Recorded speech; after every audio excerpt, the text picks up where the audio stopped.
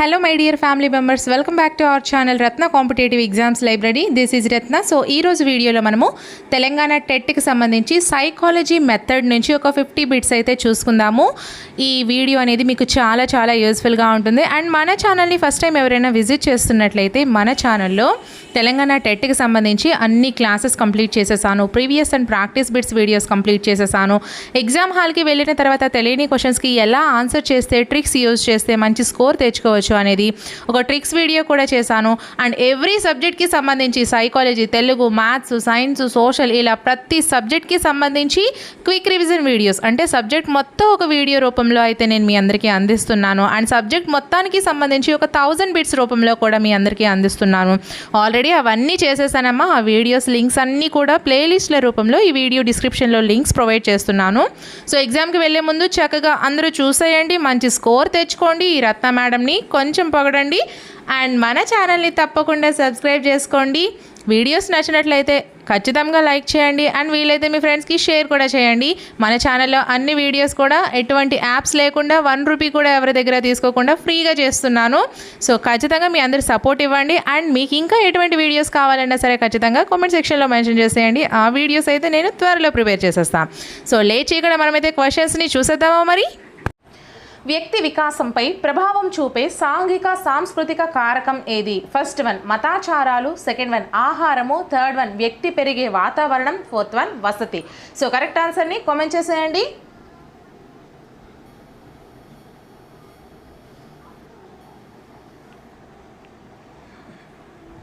First one is a right answer అండి. వ్యక్తి వికాసంపై ప్రభావం చూపే సాంఘిక సాంస్కృతిక కారకం అనేది మతాచారం. మతాచారం అంటే ఏంటి? మతాలు ఇవన్నీ కూడా మనకి సోషల్లో వస్తాయి కదా. సో సాంఘికము, సాంస్కృతికము అనేటివి వచ్చేసరికి మనకి సంస్కృతి, సాంప్రదాయాలు, మతాచారాలు ఇవన్నీ కూడా మనకి సాంఘిక సాంస్కృతిక కారకాల్లోకి వస్తాయి.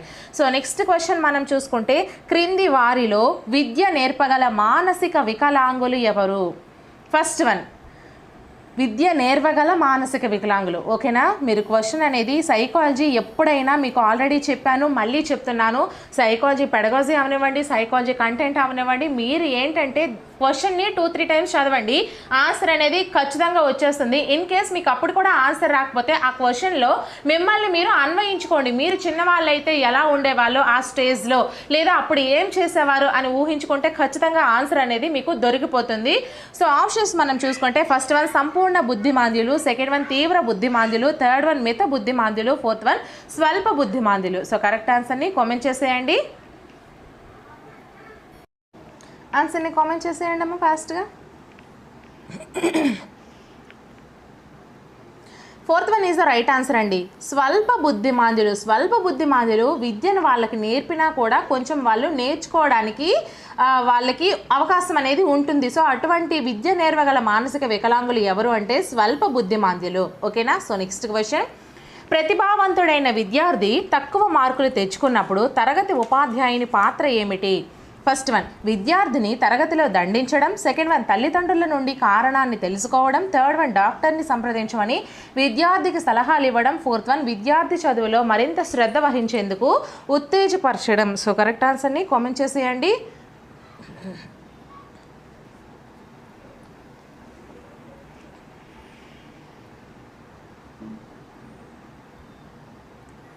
So fourth one is the right answer. చాలామంది మేడం గారు ఎలిమినేషన్ ప్రాసెస్ అని ఒక ట్రిక్ చెప్పారు కదా. సో ఎలిమినేషన్ ప్రాసెస్ అంటే ఏంటి? సో ఇక్కడ చూసుకోండి ఒకసారి ఈ క్వశ్చన్కి.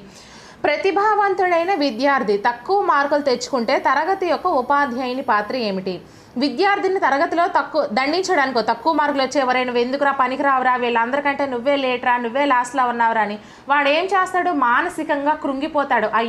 అయ్యో నా చదువు ఇంతేనేమో, నేను చదవలేనేమో అని అనుకుంటాడు. కాబట్టి ఇది మనం చేయకూడదు. ఎలిమినేట్ చేసేయండి. నెక్స్ట్ తల్లిదండ్రుల నుండి కారణాన్ని తెలుసుకోవడం. ఒక ప్రతిభావంతుడైన విద్యార్థి కారణాన్ని తెలుసుకుంటాడు. ఓకే, ఇది కొంచెం వరకు కరెక్ట్. కానీ మిగతా ఒకసారి చూద్దాం. డాక్టర్ని సంప్రదించమని విద్యార్థికి సలహాలు ఇవ్వడం. ఇప్పుడు నుంచి వాడికి డాక్టర్స్ ఎందుకండి, నాకు అర్థం కావట్లేదు. డాక్టర్ దగ్గరికి వెళ్తే వాళ్ళు మాత్రం ఏం చేస్తారు?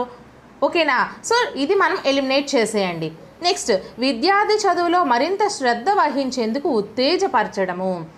వాడు ఆల్రెడీ ప్రతిభావంతుడు, ఇప్పుడు మనకి తక్కువ మార్కులు తెచ్చుకున్నాడు. కానీ మెయిన్గా మనం ఒక ఉపాధ్యాయుడిగా మనం ఏం చేయాలి, నేనేం చెప్పాను, మిమ్మల్ని అందులో ఊహించుకోమని చెప్పాను. సో ఉపాధ్యాయుడిగా మనం ఏం చేస్తామో వాడిని ఎంత ఉత్తేజపరిస్తే వాడు అంత బాగా చదవడానికి ట్రై చేస్తాడు. సో ఇది మనకి మెయిన్. ఇక్కడ తల్లిదండ్రుల నుంచి కారణాన్ని తెలుసుకుంటే వాడు తెలుసుకోవడమే తప్ప ఏం చేయలేడు కదా, కాబట్టి దీన్ని కూడా ఎలిమినేట్ చేసేయండి. So 4th is the right answer అవుతుంది. సో ఈ విధంగా మీరు ఎలిమినేషన్ అనేది చేసేయచ్చు. ఇక్కడికి ఈ క్వశ్చన్కి క్లియర్ అయింది కదా. అలాగే ఎలిమినేషన్ ప్రాసెస్ అంటే ఏంటో కూడా మీకు క్లియర్ అయింది. సో నెక్స్ట్ క్వశ్చన్ మనము ఒకసారి చూసుకుందాం. పఠన సంబంధ అభ్యసన వైకల్యం. First one dyslexia, second one dysphasia, third one dysgraphia, fourth one dyscalculia. So correct ఆన్సర్ని కామెంట్ చేసేయండి. దీని మీద ఆల్రెడీ నేను క్లాస్ కూడా చేశానండి. ఆ క్లాస్ అనేది మీకు చాలా సింపుల్ ట్రిక్స్తో చేశాను. ఒకవేళ ఎవరైనా చూడకపోతే చూడండి. అన్ని ప్లేలిస్టులు కూడా నేను డిస్క్రిప్షన్లో ప్రొవైడ్ చేస్తాను. సో ఆన్సర్ చేసేయండి, ఫాస్ట్గా ఆన్సర్ కామెంట్ చేసేయండి. First one is the right answer అండి. లెక్సియా పఠనము, చదవడము. లెక్స్ పఠనము అని గుర్తుంచుకోండి, పఠనము లెక్స్ అని గుర్తుంచుకోండి. ఇక్కడ ఫేసియా అనేది భాషా సంబంధం వస్తుంది, ఫేస్ ముఖ కవలికల్లో. అలాగే గ్రాఫియా అంటే గ్రాఫ్ అంటే ఏంటి, రాయడం వస్తుంది. క్యాలిక్యులియా సంఖ్యలను క్యాలిక్యులేటర్ చేయడం వస్తుంది. సో లెక్సియా అంటే మనకి పఠనము, చదవడము లోపము వస్తుంది. ఓకేనా. సో పఠన సంబంధ అభ్యసన వైకల్యం dyslexia. So next question dysgraphia. ఇప్పుడే చెప్పేసా ఆల్రెడీ ఆన్సర్. ఫస్ట్ వన్ భాషణ లేదా భాష సంబంధ వైకల్యం, సెకండ్ వన్ పఠనపరమైన వైకల్యం, థర్డ్ వన్ రాతపరమైన వైకల్యం, ఫోర్త్ వన్ గణితపరమైన వైకల్యం. సో కరెక్ట్ ఆన్సర్ని కామెంట్ చేసేయండి. మరి ఆల్రెడీ ఆన్సర్ నేను ముందు క్వశ్చన్కే చెప్పేశాను, అందుకే ఫాస్ట్గా మరి చేసేయండి. Third one is the right answer అండి. గ్రాఫ్ అంటే మీరు రాయడము అని గుర్తుంచుకోండి. గ్రాఫ్ని మనం గీస్తాం కదా, సో రాతలు అని గుర్తుంచుకోండి. గ్రాఫ్ రాయడము అనేసి. డిస్గ్రాఫియా అంటే రాతపరమైన వైకల్యం అని ఈజీగా మీకు గుర్తుండిపోతుంది. సో నెక్స్ట్ క్వశ్చన్ లేఖన సంబంధ వైకల్యం అంటే ఏంటి, లేఖన సంబంధ వైకల్యం ఏది? First one dyslexia, second one dysphasia, third one dysgraphia, fourth one dyscalculia. So correct ఆన్సర్ని కామెంట్ చేసేయండి. ఆల్రెడీ చెప్పేశాను. మనకి క్వశ్చన్ని మార్చి అడుగుతున్నారు, చూసారా మరి. So third one is the right answer. Graphia అంటే ఏంటి, రాత వైకల్యం అంటే ఏంటి, లేఖనము, లేఖనాన్ని రాయడము అంటారు, రాయడాన్ని డిస్గ్రాఫియా అంటారు. ఓకేనా. సో లేఖన సంబంధ వైకల్యం dysgraphia. So next question PWD act ప్రకారం ఈ క్రింది స్థాయిలో వినికిడి లోపం ఉన్నవారిని బధిరులుగా పరిగణిస్తారు. ఫస్ట్ వన్ 30 డెసిబుల్ హెచ్ఎల్ కంటే ఎక్కువ, సెకండ్ వన్ 40 డెసిబుల్స్ హెచ్ఎల్ కంటే ఎక్కువ, థర్డ్ వన్ 50 డెసిబుల్ హెచ్ఎల్ కంటే ఎక్కువ, ఫోర్త్ వన్ 60 డెసిబుల్స్ హెచ్ఎల్ కంటే ఎక్కువ. సో కరెక్ట్ ఆన్సర్ని కామెంట్ చేసేయండి.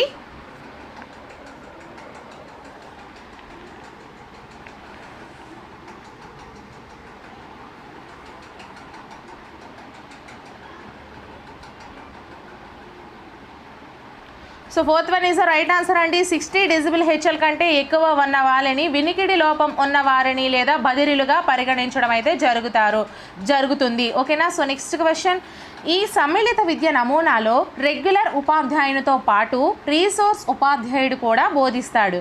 ఫస్ట్ వన్ వనరుల నమూనా, సెకండ్ వన్ సంచారక బోధనా నమూనా, థర్డ్ వన్ ద్వంద్వ బోధనా నమూనా, ఫోర్త్ వన్ దూర అభ్యసన నమూనా. సో కరెక్ట్ ఆన్సర్ని కామెంట్ చేసేయండి.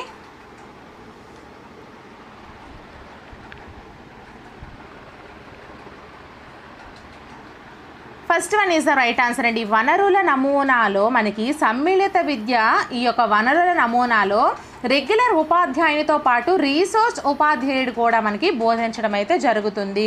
ఓకేనా. వనరుల నమూనాని గుర్తుపెట్టుకోండి. సో నెక్స్ట్ క్వశ్చన్ సమ్మిళిత విద్యలో వనరుల నమూనా బోధన వీరితో జరుగుతుంది. ఫస్ట్ వన్ రెగ్యులర్ ఉపాధ్యాయుడు ప్లస్ రీసోర్స్ ఉపాధ్యాయుడు. ఆల్రెడీ మనం చెప్పిన క్వశ్చన్కే ఆన్సర్ అనేది నేను ఇంతకు ముందు ట్రిక్స్ వీడియో చెప్పేటప్పుడు రిలేటెడ్గా ఉన్న వాటికి ఒకదాని క్వశ్చన్ ఆన్సర్ వేరొక దాని క్వశ్చన్కి ఆన్సర్ ఒకదానికి అవుతుందని. సో ఇక్కడ మీకు ఇటువంటి సంబంధం అనేది చూసుకోవచ్చు.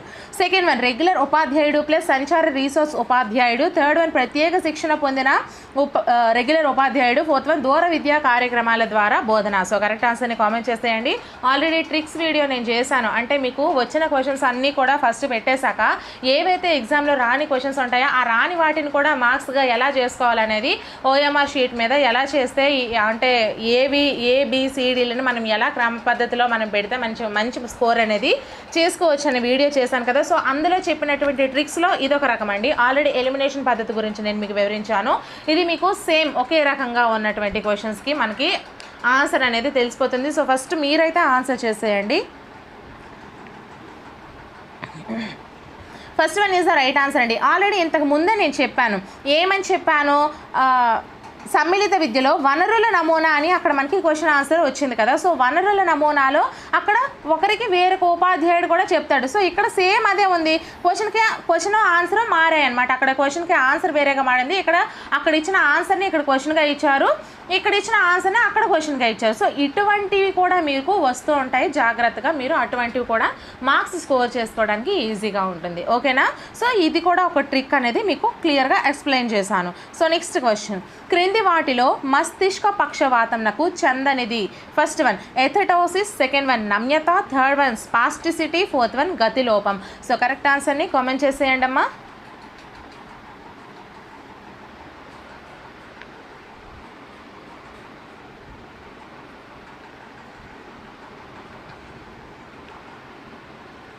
So second one is the right answer అండి. నమ్యత, మస్తిష్క పక్షవాతానికి చెందనిది నమ్యత.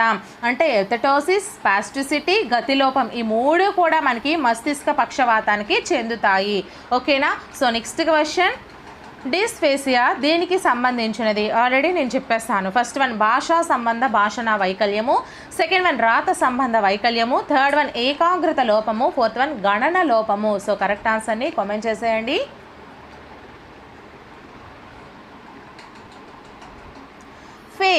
ఫేస్ అంటే ఏమేమి చేస్తాడు వాడు? భాష చెప్తాడు, వింటాడు, ఇవన్నీ కూడా మనకి ఫేస్లో కనిపిస్తాయి. కాబట్టి భాషా సంబంధ భాషణ వైకల్యము డిస్ఫేసియా. ఓకేనా. సో నెక్స్ట్ క్వశ్చన్, వినికిడి లోపం గల పిల్లలకు ప్రారంభ జోక్య కేంద్రాలు ఏర్పాటు చేయడానికి ముఖ్యంగా ఈ ప్రత్యేకతలున్న ప్రదేశాలను ఎంచుకుంటారు. ఫస్ట్ వన్ త్రాగునీటి సదుపాయము, సెకండ్ వన్ కేంద్ర పరిసరాలలో మంచి దృశ్యము, థర్డ్ వన్ శబ్దం లేని వాతావరణము, ఫోర్త్ వన్ మరుగుదొడ్డి సదుపాయము. సో కరెక్ట్ ఆన్సర్ని కామెంట్ చేసేయండి అమ్మా.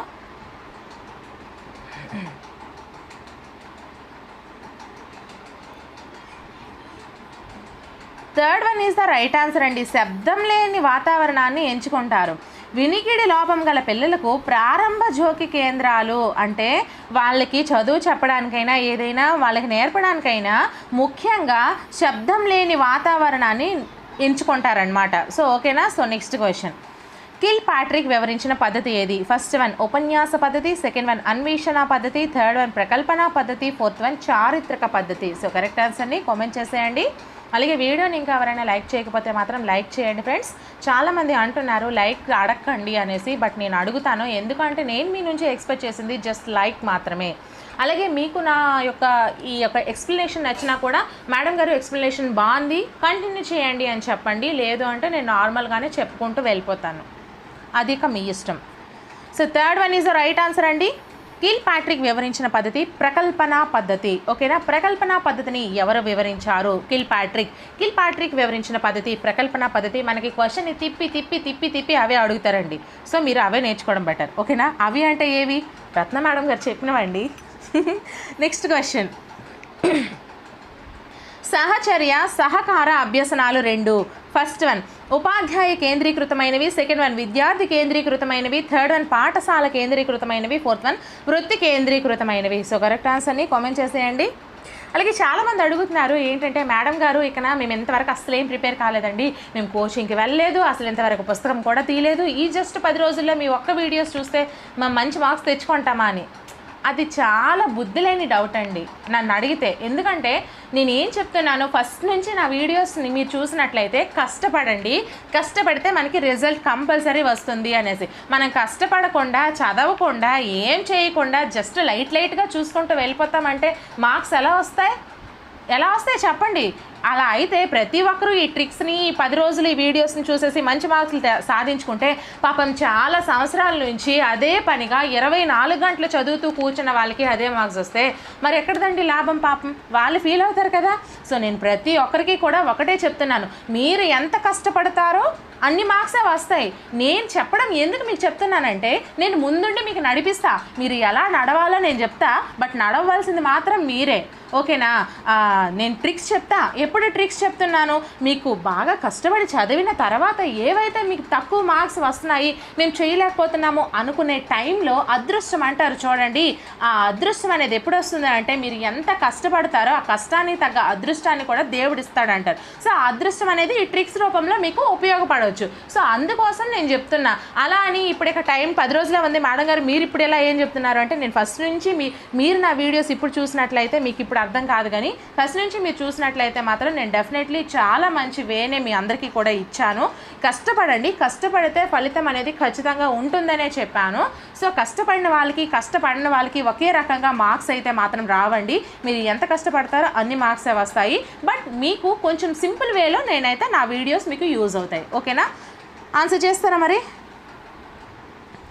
Second one is the right answer అండి. సహచర్య సహకార అభ్యసనాలు ఈ రెండు కూడా విద్యార్థి కేంద్రీకృతమైనవి. ఓకేనా? సో నెక్స్ట్ క్వశ్చన్, క్రింది వాటిలో భిన్నమైన దానిని గుర్తించండి. ఫస్ట్ వన్ ప్రయోగాత్మక పద్ధతి, సెకండ్ వన్ ఉపన్యాస పద్ధతి, థర్డ్ వన్ కృత్యాధార పద్ధతి, ఫోర్త్ వన్ ప్రాజెక్ట్ పద్ధతి. సో కరెక్ట్ ఆన్సర్ని కామెంట్ చేసేయండి. భిన్నమైందండి, ఈజీ చూస్ చేసేయచ్చు.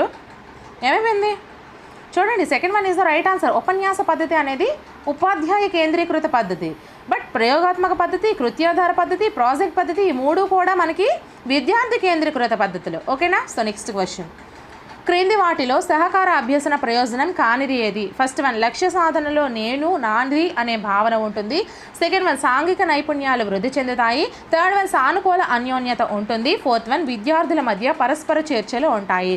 సో కరెక్ట్ ఆన్సర్ని కామెంట్ చేసేయండి.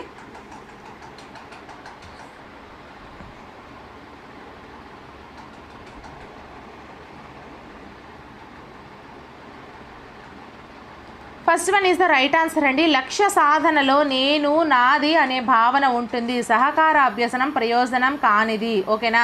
సహకార అభ్యసనం అంటే ఏంటండి? అందరూ కలిసిమెలిసి చేయడం. కాబట్టి ఇక్కడ నేను నాది అనే దానికి భావన ఎక్కడ దానికి ప్లేస్ ఉంటుంది, కాబట్టి దీన్ని తీసేయండి. మిగతావన్నీ కూడా సాంఘిక నైపుణ్యాలు వృద్ధి చెందుతాయి. ఎస్, సహకార అభ్యసనం అంటేనే సాంఘిక అభ్యసనం. సో సానుకూల అన్యోన్యత ఉంటుంది, అందరూ కలిసిమెలిసి చేస్తారు, విద్యార్థుల మధ్య పరస్పర చర్చలు ఉంటాయి, వాళ్ళు చర్చించుకొని చేస్తారు. సో ఈ మూడు కూడా వాటికి అయినవి, కానీ ప్రయోజనం కానిది నేను నాది అనే భావన. సో ఈజీగా మీరు ఆన్సర్స్ చేసేయచ్చండి. ఎంత పెద్ద కష్టమైతే పడవలసిన అవసరం లేదు నాకు తెలిసి సైకాలజీకి సంబంధించి. ఓకేనా? సో నెక్స్ట్ క్వశ్చన్, సహయోగ లేదా సహచర్య సహకార అభ్యసనానికి సంబంధించి సరికాని ప్రవచనం ఏది? ఫస్ట్ వన్ విద్యార్థుల మధ్య అనుభవాలు పంచుకోబడతాయి, సెకండ్ వన్ విద్యార్థుల మధ్య సంబంధాలు వృద్ధి చెందుతాయి, థర్డ్ వన్ ఆలోచనలు పంచుకోబడి పరిణితి లభిస్తుంది, ఫోర్త్ వన్ ఉన్నత క్రమ ఆలోచన నైపుణ్యాలకు మరియు జ్ఞానానికి అవకాశం ఉండదు. సో కరెక్ట్ ఆన్సర్ని కామెంట్ చేసేయండి. సరి కానిది అడిగారు.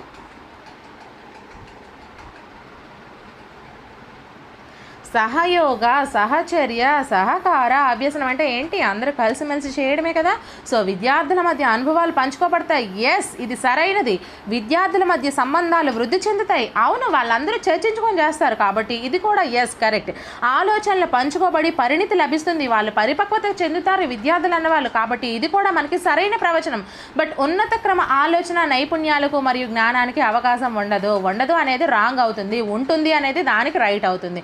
ఓకేనా? So answer is the fourth one is the right answer. సరి కాని ప్రవచనం ఉన్నత క్రమ ఆలోచన నైపుణ్యాలకు మరియు జ్ఞానానికి అవకాశం ఉండదు అని ఇచ్చారు. అదే ఇది ఉంటుంది అనిస్తే ఇది కూడా మనకి సహయోగ సహచర్య సహకార అభ్యసనానికి సంబంధించి సరైనదే అవుతుంది. ఓకేనా? సో నెక్స్ట్ క్వశ్చన్, సహకార అభ్యసన తరగతి గది లక్షణం కానిది? ఫస్ట్ వన్ విద్యార్థులు ఒకరిపై ఒకరు ఆధారపడి చేస్తారు, సెకండ్ వన్ విద్యార్థుల మధ్య సహకారం తక్కువగా ఉంటుంది, థర్డ్ వన్ విద్యార్థుల్లో వ్యక్తిగత బాధ్యత జవాబుదారీతనం ఉంటుంది, ఫోర్త్ వన్ విద్యార్థులు జట్టుగా పనిచేసి సమస్యను సాధిస్తారు. సో కరెక్ట్ ఆన్సర్ని కామెంట్ చేసేయండి అమ్మా. ఆల్రెడీ ఇచ్చిన క్వశ్చన్నే రిపీట్గా చూసారా?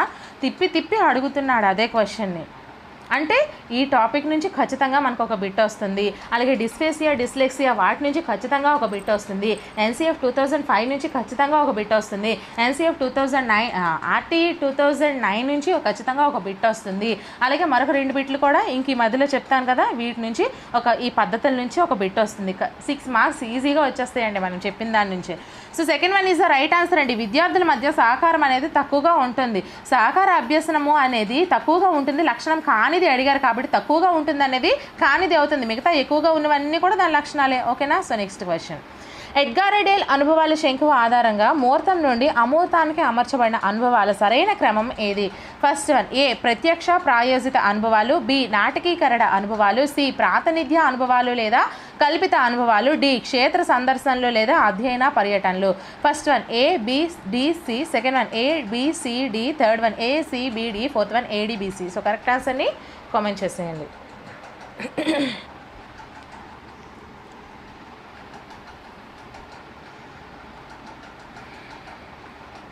బేసిక్గా నా వాయిస్ ఎంతండి, ఎవరో ఒకరు కామెంట్ చేశారు వాయిస్ కొంచెం తగ్గించండి అని. వాయిస్ తగ్గిస్తే క్లారిటీ ఎలా వస్తుంది? నేను ఈ ఫ్లోలో మీకు ఇలా చెప్పుకుంటూ వెళ్ళిపోతున్నాను. నేనేం ప్రాక్టీస్ కాలేదు, ఇంతకుముందు ప్రిపేర్ కూడా కాలేదు. ఫ్లోలో నాకు దానికి తెలిసింది చెప్పుకుంటూ వెళ్ళిపోతున్నా. సో అందుకు ఆ ఫ్లో నేను వాయిస్ అనేది తగ్గించాను అనుకోండి, ఫ్లో మిస్ అయిపోతారు. సో క్లారిటీ ఉండదు. ఎలా చెప్తున్నానో అలానే వినండి, అది బెటర్. మీకు ఒకవేళ వాయిస్ ఎక్కువగా వస్తుంది అనుకుంటే వాల్యూమ్ తగ్గించుకోండి. ఓకేనా. So answer third one is the right answer అండి. ఏసీబీడి. ఏసీబీడి అంటే ఏంటంటే ప్రత్యక్ష ప్రాయోజిత అనుభవాలు, ప్రాతినిధ్య అనుభవాలు లేదా కల్పిత అనుభవాలు, నెక్స్ట్ నాటకీకరణ అనుభవాలు, తర్వాత క్షేత్ర సందర్శనలు, అధ్యయన పర్యటనలు. ఏంటి? ఎడ్గార్ డేల్ అనుభవాల శంకువు ఆధారంగా ముహూర్తం నుంచి అమూర్తానికి అమర్చబడిన అనుభవాలు. ముహూర్తం అంటే ఏంటి ఫ్రెండ్స్? కంటికి కనిపించనివి. అలాగే అమూర్తం అంటే కంటికి కనిపించనివి ముహూర్తం, కంటికి కనిపించనివి అమూర్తం. ఓకేనా. సో మనకి ఏ ప్రత్యక్ష ప్రాయోజిత అనుభవాలు ఎక్కడి నుంచి? తెలిసిన వాటి నుంచి. తెలియని వాటి కదా ప్రత్యక్ష ప్రాయోజిత అనుభవాలు అతి మీద అత్యంత దీన్ని ఏమంటారు? ఉన్నత స్థాయి. మనకి ప్రత్యక్ష ప్రాయోజిత అనుభవాలు అనేది ఉన్నత స్థాయిలో ఉంటుంది. అంటే క్లియర్గా మనకి కళ్ళకు కట్టినట్టుగా చూపిస్తారు. ఆ తర్వాత ఏమిచ్చాడు? ప్రాతినిధ్య అనుభవాలు, కల్పిత అనుభవాలు. కల్పించి వాళ్ళ అనుభవానికి మనకు వచ్చేలా చేస్తారు. ఆ తర్వాత ఏంటి? నాటకీకరణ అనుభవాలు. నాటకాలు వేయడం ద్వారా కూడా మనకి కొంచెం కనిపిస్తుంది. ఆ తర్వాత క్షేత్ర సందర్శనలు, అధ్యయన పర్యటనలు. సో ఈ విధంగా మనకి ఆ ముహూర్తం నుండి అమూర్తం వైపుకి వచ్చే అనుభవాల సరైన క్రమం ఈ విధంగా ఉంటుంది. ఓకేనా. సో నెక్స్ట్ మనం చూసుకుంటే శిశు కేంద్రీకృత బోధనా విధానానికి వ్యతిరేకమైన ప్రవచనం. ఫస్ట్ వన్ పిల్లలు ఉపాధ్యాయుల ప్రశ్నలకు సమాధానాలు ఇవ్వడానికి పరిమితమవుతారు. సెకండ్ వన్ పిల్లలు జ్ఞానాన్ని నిర్మించుకుంటూ అభ్యసిస్తారు. థర్డ్ వన్ పిల్లలు తమ ఆలోచనలను ఉపాధ్యాయులతో సమవయస్కులతో పంచుకుంటారు. ఫోర్త్ వన్ పిల్లల్లో స్వీయ అభ్యసనం జరుగుతుంది. ఓకేనా. సో కరెక్ట్ ఆన్సర్ని కామెంట్ చేసేయండి.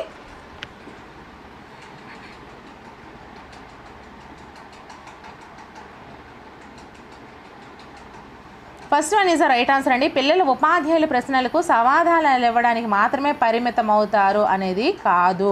ఇది వ్యతిరేకము అంటే దీనికి సంబంధించింది కాదు అని. శిశు కేంద్రీకృత బోధనానికి సంబంధించింది ఈ 3 కాదు అనేది ఇది. పిల్లలు జ్ఞానాన్ని నిర్మించుకుంటూ అభ్యసిస్తారు. పిల్లలు తమ ఆలోచనలను ఉపాధ్యాయులతో సమవయస్కులతో పంచుకుంటారు. పిల్లల్లో స్వీయ అభ్యసనం జరుగుతుంది. శిశు కేంద్రీకృతం అంటే ఏంటి ఫ్రెండ్స్? వాళ్ళకి నచ్చినట్లుగా మన అభ్యసనం అనేది చేస్తే దాన్ని శిశు కేంద్రీకృతం అంటారు. వాళ్ళకి నచ్చినట్టు కాకుండా, వాళ్ళకి వచ్చినట్టు కాకుండా మనం ఏదో మన వేలో మనం చెప్పుకుంటా పోతే దాన్ని ఉపాధ్యాయ కేంద్రీకృత పద్ధతులు, ఫర్ ఎగ్జాంపుల్ ఉపన్యాస పద్ధతి, ఉపన్యాస ప్రదర్శన పద్ధతి, ఇవన్నీ కూడా మనకి వస్తాయి. ఓకేనా. So next question. బోధన ఫలవంతం కావడానికి ఉపాధ్యాయుడు అనుసరించవలసినది ఏది? ఫస్ట్ వన్ పాఠ్య పుస్తకాలు మాత్రమే బోధన వనరులుగా ఉపయోగించడం. సెకండ్ వన్ పాఠ్యాంశ బోధనకు ఉపాధ్యాయ కేంద్ర పద్ధతులను అనుసరించడం. థర్డ్ వన్ మూల్యాంకనాన్ని తరగతి కృత్యాలకు మాత్రమే పరిమితం చేయడం. ఫోర్త్ వన్ విద్యార్థుల భిన్న అవసరాలను గుర్తిస్తూ బోధనా ప్రణాళికలను రూపొందించి అమలు చేయడం. సో కరెక్ట్ ఆన్సర్ని కామెంట్ చేసేయండి.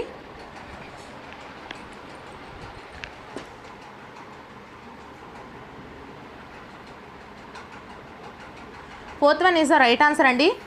ఉపాధ్యాయుడు అనుసరించవలసినది అడిగాడు కాబట్టి విద్యార్థుల భిన్న అవసరాలను గుర్తిస్తూ బోధనా ప్రణాళికలను రూపొందించి అమలు చేయడం.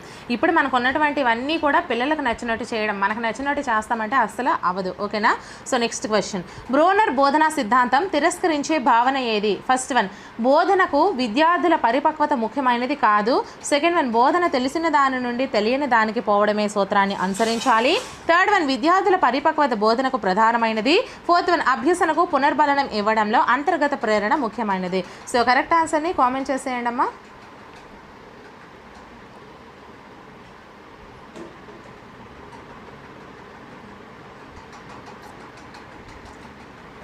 Third one is the right answer అండి.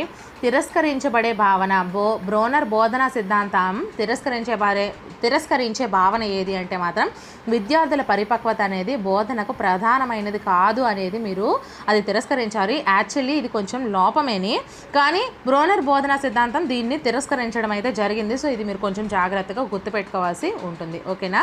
సో నెక్స్ట్ క్వశ్చన్, హెర్బార్ట్ సోపానంలో సరైన క్రమం ఏది? ఏ సన్నాహం, మనం లెఫ్ట్ సైడ్ చూసుకుంటే ఏ సన్నాహం, సి సంసర్గం, ఈ అన్వయం, బి సమర్పణ, డి సాధారణీకరణం, ఎఫ్ పునర్విమర్శ. యాక్చువల్లీ సారీ ఫ్రెండ్స్, నేను తప్పు చెప్పాను. హెర్బార్ట్ సోపానముల సరైన క్రమం ఏ సన్నాహం, బి సమర్పణ, సి సంసర్గం, డి సాధారణీకరణం, ఈ అన్వయం, ఎఫ్ పునర్విమర్శ. వీటిని క్రమ పద్ధతిలో అమర్చమని చెప్పాడు. సో అమర్చేయండి, ఆన్సర్ చేసేయండి. First one A B C D E F, second one B A C D E F, third one B A D E C F, fourth one A B D C E F. ఓకేనా, చేసేయండి. నాకు చదవడం ఈజీ, చెప్పడం ఈజీ, మీరు వినడం కూడా ఇప్పుడు ఈజీ, బట్ ఎగ్జామ్లో ప్రజెంట్ చేయడం కష్టం. ఇది గుర్తుపెట్టుకోండి. ఓకేనా. సో మైండ్ అనేది అక్కడ రిఫ్రెష్గా ఉండాలి. మేడం ఇక్కడ చెప్పింది ఆ గొంతు అలా మీకు మైండ్లో ఉండిపోవాలి. అక్కడ క్వశ్చన్ ప్రజెంట్ చేసేటప్పుడు మేడం గారి వాయిస్ మీకు వచ్చేసి ఆన్సర్స్ అన్నీ ఈజీగా చేసేయాలి. ఓకేనా. First one is the right answer అండి. ఏబిసిడిఈఎఫ్ ఇవి లైన్గానే ఉన్నాయి. సన్నాహం ఫస్ట్, తర్వాత సమర్పణ, తర్వాత సంసర్గం, తర్వాత సాధారణీకరణం, తర్వాత అన్వయం, తర్వాత పునర్విమర్శ. ఓకేనా. సో నెక్స్ట్ క్వశ్చన్, పీరియడ్ పథకం నందు మైండ్ మ్యాపింగ్ ప్రక్రియ ఉద్దేశం ఏది? ఫస్ట్ వన్ మూల్యాంకనం, సెకండ్ వన్ పునశ్చరణ, థర్డ్ వన్ పూర్వజ్ఞాన పరిశీలన, ఫోర్త్ వన్ నూతన అనుభవాల కల్పన. సో కరెక్ట్ ఆన్సర్ని కామెంట్ చేసేయండి.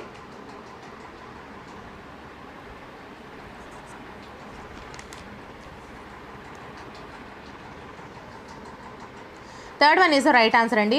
పీరియడ్ పథకంలో మైండ్ మ్యాపింగ్ ప్రక్రియ యొక్క ముఖ్య ఉద్దేశం ఏది అంటే పూర్వజ్ఞాన పరిశీలన.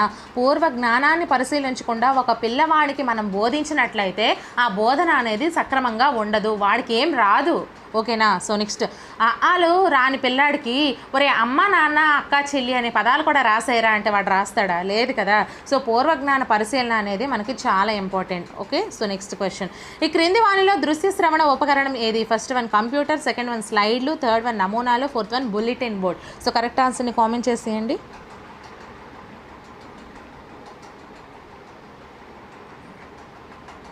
First one is the right answer అండి. కంప్యూటర్ దృశ్య శ్రవణ ఉపకరణము, చూసేది వినేది computer.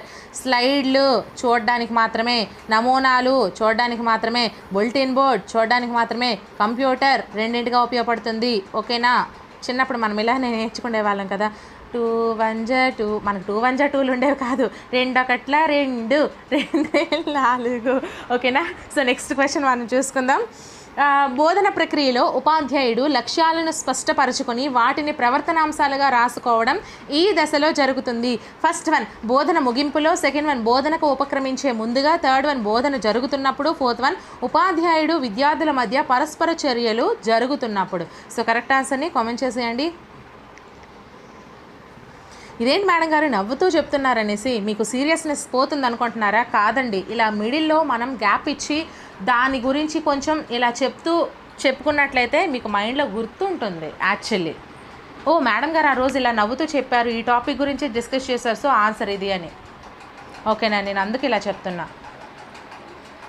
Second one is the right answer అండి. బోధనకు ఉపక్రమించే ముందుగా బోధన ప్రక్రియలో ఉపాధ్యాయుడు లక్ష్యాలను స్పష్టపరచుకొని వాటిని ప్రవర్తనాంశాలుగా రాసుకోవడం ఏ దశలో జరుగుతుంది అంటే బోధనకు ఉపక్రమించే ముందుగా జరుగుతుంది. ఓకేనా. సో నెక్స్ట్ క్వశ్చన్, క్రింది వాటిలో ప్రక్షేపిత ఉపకరణం కానిది? ఫస్ట్ వన్ చలనచిత్రాలు, సెకండ్ వన్ స్లైడ్లు, third one microscope, fourth one overhead projector. So correct ఆన్సర్ని కామెంట్ చేసేయండి.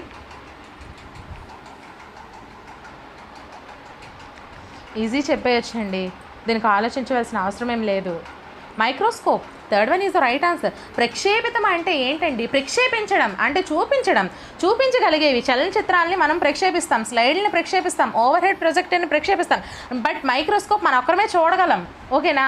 సో నెక్స్ట్ క్వశ్చన్, బోధనాభ్యసన సామగ్రి ప్రయోజనాలకు సంబంధించి సరికాని ప్రవచనం ఏది? ఫస్ట్ వన్ పునర్బలన కారకాలుగా పనిచేస్తాయి, సెకండ్ వన్ ప్రత్యక్ష అనుభవాలకు ప్రత్యామ్నాయాలుగా పనికి వస్తాయి, థర్డ్ వన్ విద్యార్థుల అవధానాన్ని నిలిపి ఉంచుతాయి, ఫోర్త్ వన్ సరళ భావనలు సంక్లిష్టమవుతాయి. సో కరెక్ట్ ఆన్సర్ని కామెంట్ చేసేయండి. ఏంటి అయితే మీకు నేను లెసన్స్ ఎలా చెప్పాలి? సీరియస్ సింగంలా చెప్పాలా, లేదు ఇలా నవ్వుతూ చెప్పమంటారా? కామెంట్ చేయండి మీకు ఎలా నచ్చితే అలా. ఓకేనా? So fourth one is the right answer అండి. బోధనాభ్యసన సామగ్రి ప్రయోజనాలకు సంబంధించి సరికానిది ఏది అంటే సరళ భావనలు అనేవి సంక్లిష్టమవుతాయి అనేది కాదు. ఎందుకంటే సంక్లిష్టమైనవి సరళ భావనలు అవుతాయి. మనం బోధనాభ్యసన సామగ్రి ఉపయోగించి నేర్చుకోవడం ద్వారా కష్టతరమైనవి కూడా మనకి ఇష్టతరం అవుతాయి. ఓకేనా? సో కాబట్టి ఇది కానిదండి. అది సరైనది అవుతుంది, కష్టతరమైంది ఇష్టతరం అవడం, ఇష్టతరమైంది ఇక్కడ కష్టతరం అన్నాడు, చూసారా? సరళ భావం సంక్లిష్టం అన్నాడు, కాబట్టి ఇది కానిది. పునర్బలన కారకాలుగా పనిచేస్తాయి, ఎస్ ఆబ్వియస్లీ. ప్రత్యక్ష అనుభవాలకు ప్రత్యామ్నాయాలుగా పనికి వస్తాయి, ఎస్ అబ్జల్యూట్లీ. విద్యార్థుల అవధానాన్ని నిలిపి ఉంచుతాయి, ఎస్ ఎగ్జాక్ట్లీ. ఓకేనా? సో నెక్స్ట్ క్వశ్చన్, ఛాత్రోపాధ్యాయులతో నేరుగా సంబంధం కలిగి ఉండని వనరు ఏది? ఫస్ట్ వన్ వృత్యంతర శిక్షణ, సెకండ్ వన్ క్షేత్ర పర్యటనలు, third one seminar, fourth one ప్రదర్శనలు. సో కరెక్ట్ ఆన్సర్ని కామెంట్ చేసేయండి.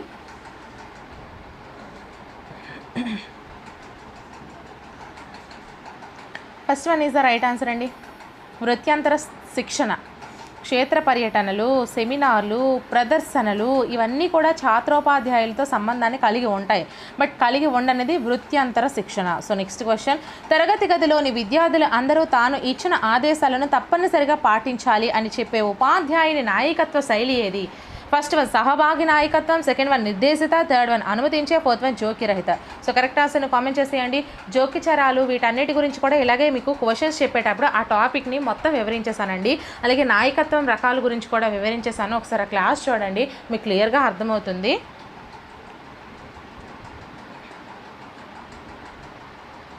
Second one is the right answer అండి. తరగతి గదిలోని విద్యార్థులందరూ తాను ఇచ్చిన ఆదేశాలను తప్పనిసరిగా పాటించాలి, నిర్దేశితం. ఓకేనా? కాబట్టి నిర్దేశిత శైలి. నెక్స్ట్ క్వశ్చన్, నిర్దేశిత నాయకత్వాన్ని దీనితో పోల్చవచ్చు? ప్రజాస్వామిక నాయకత్వమా, నిరంకుశ నాయకత్వమా, జోక్యరహిత నాయకత్వమా, అనుమతించే నాయకత్వమా? సో కరెక్ట్ ఆన్సర్ని కామెంట్ చేసేయండి. మరి నిరంకుశ నాయకత్వం, నాయకుడు మాత్రమే పాలించాలి, ప్రజలు మాత్రమే చేయాలి. ఓకేనా? నిర్దేశిత నాయకత్వం అనేది నిరంకుశ నాయకత్వం. సో నెక్స్ట్ క్వశ్చన్, మంత్రణార్థి త్వరగా సహాయాన్ని పొందే మంత్రణ పద్ధతి ఏది? ఫస్ట్ వన్ నిర్దేశక మంత్రణం, సెకండ్ వన్ అనిర్దేశక మంత్రణం, థర్డ్ వన్ శ్రేష్ఠ గ్రహణ మంత్రణం, ఫోర్త్ వన్ మిశ్రమ మంత్రం. దీని గురించి కూడా నేను అదే వీడియోలో వివరించేశాను, మొత్తం పెడగాజీకి సంబంధించి. ఈ టాపిక్ అని మీకు ఓవరాల్గా తీసుకొని కొన్ని క్వశ్చన్స్ చేసి వాటికి వివరించాను. లిస్టులన్నీ కూడా ప్లేలిస్ట్లో నేను డిస్క్రిప్షన్లో ప్రొవైడ్ చేస్తాను. సైకాలజీ క్లాసెస్ వీడియోస్ అని ఒక ప్లేలిస్ట్ ఉంటుంది, సైకాలజీ బిట్స్ వీడియోస్ అని వేరే ప్లేలిస్ట్ ఉంటుంది. బట్ మిగతా అన్నిటికీ కూడా బిట్స్ను క్లాసెస్ ఒకే ప్లేలిస్ట్లో పెట్టాను. ఇక్కడ సైకాలజీ మాత్రం వేరు చేశాను, కొంచెం జాగ్రత్తగా చూసుకోండి. First one is the right answer అండి, నిర్దేశక మార్గదర్శకత్వం. ఓకేనా? ఈ నిర్దేశక మంత్రణం, సారీ ఫ్రెండ్స్, నిర్దేశక మంత్రణంలో మంత్రణార్థి త్వరగా సహాయాన్ని పొందే మంత్రణ పద్ధతిని నిర్దేశక మంత్రణం అని అంటాము. సో నెక్స్ట్ క్వశ్చన్, మంత్రణకు విస్తృత అనుభవము, నైపుణ్యాలు మంత్రణార్థి సమస్యలను సులభంగా పరిష్కరిస్తాయనే ప్రాతిపదికపై నిర్మించబడ్డ మంత్రణం? ఫస్ట్ వన్ నిర్దేశక మంత్రణం, సెకండ్ వన్ అనిర్దేశక మంత్రణం, థర్డ్ వన్ శ్రేష్ఠ గ్రహణ మంత్రణం, ఫోర్త్ వన్ మిశ్రమ మంత్రణం. సో కరెక్ట్ ఆన్సర్ని కామెంట్ చేసేయండి.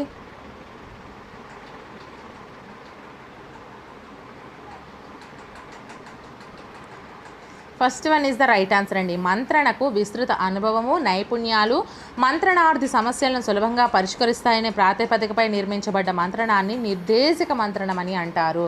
So next question,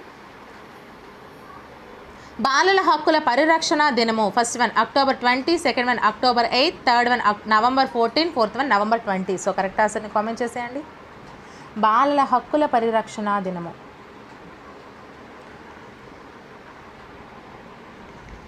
fourth one is the right answer అండి, November 20. So next question, NCF 2005లో 2వ అధ్యాయం దీని గురించి చర్చిస్తుంది. ఫస్ట్ వన్ అభ్యసనము మరియు జ్ఞానము, సెకండ్ వన్ మూల్యాంకనము, థర్డ్ వన్ తరగతిగతి వాతావరణం, ఫోర్త్ వన్ సంస్థాగత సంస్కరణలు. సో కరెక్ట్ ఆన్సర్ని కామెంట్ చేసేయండి. NCF 2005 గురించి ఒక వీడియో చేశాను, RTE 2009 గురించి ఒక వీడియో చేశాను. అవి కూడా క్వశ్చన్స్ రూపంలో చేసి మీకు ఎక్స్ప్లెనేషన్ ఇచ్చాను. సో అవి కూడా చూడండి ఒకసారి. So first one is the right answer అండి, అభ్యసనము మరియు జ్ఞానం గురించి 2వ అధ్యాయం చర్చిస్తుంది. సో నెక్స్ట్ క్వశ్చన్, ఒక ప్రాథమిక పాఠశాలలో మొత్తం విద్యార్థుల సంఖ్య 52 అయితే RTE 2009 ప్రకారం పాఠశాలకు కావలసిన ఉపాధ్యాయుల సంఖ్య ఎంత? First one 2, second one 3, third one 4, fourth one 1. So correct ఆన్సర్ని కామెంట్ చేసేయండి. First one is the right answer అండి, 52 మంది విద్యార్థులు ఉంటే 2 ఉపాధ్యాయులు అనేది పాఠశాలకు కావాలి అని RTE 2009 చెప్పింది. నెక్స్ట్ క్వశ్చన్, ఎడ్గారెడేల్ అనుభవాల శంఖు ప్రకారం క్రింది వానిలో అధిక మూర్త అనుభవము? ఫస్ట్ వన్ నాటకీకరణ అనుభవాలు, సెకండ్ వన్ క్షేత్ర పర్యటనలు, థర్డ్ వన్ టెలివిజన్ విద్యా కార్యక్రమాలు, ఫోర్త్ వన్ రేడియో రికార్డింగ్, చలనరహిత చిత్రాలు. సో కరెక్ట్ ఆన్సర్ని కామెంట్ చేసేయండి.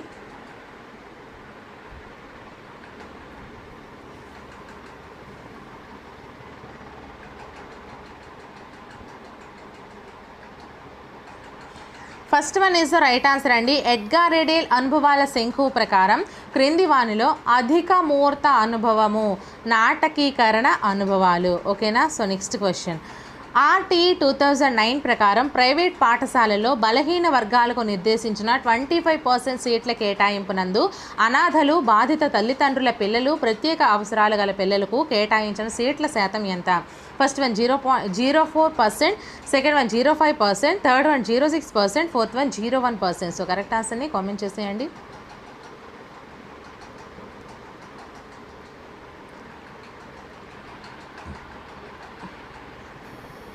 Second one is the right answer అండి, 0.5%. ఓకేనా. సో నెక్స్ట్ క్వశ్చన్, RTE 2009 ప్రకారం విద్యా ప్రణాళిక మూల్యాంకన విధానాల రూపకల్పనకు బాధ్యత వహించే రాష్ట్ర విద్యా విషయక సాధికార సంస్థ? ఫస్ట్ వన్ రాష్ట్ర విద్యా సాంకేతిక సంస్థ, సెకండ్ వన్ జాతీయ విద్యా పరిశోధన శిక్షణ సంస్థ, థర్డ్ వన్ జాతీయ ఉపాధ్యాయ విద్యా మండలి, ఫోర్త్ వన్ రాష్ట్ర విద్యా పరిశోధన శిక్షణ సంస్థ. సో కరెక్ట్ ఆన్సర్ని కామెంట్ చేసేయండి.